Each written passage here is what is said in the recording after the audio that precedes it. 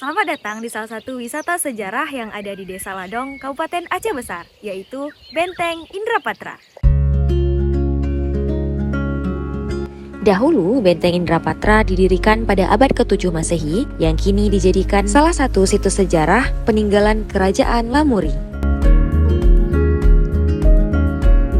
Benteng Indrapatra memiliki peran penting dalam sejarah Aceh. Selain sebagai benteng pertahanan, tempat ini juga menjadi saksi bisu berbagai peristiwa penting dalam sejarah Aceh. Belum lengkap rasanya kalau belum coba kulineran di Aceh Besar sambil berwisata. Bergeser sedikit dari Benteng Indrapatra, kita akan menemukan spot menarik untuk kuliner sambil berwisata.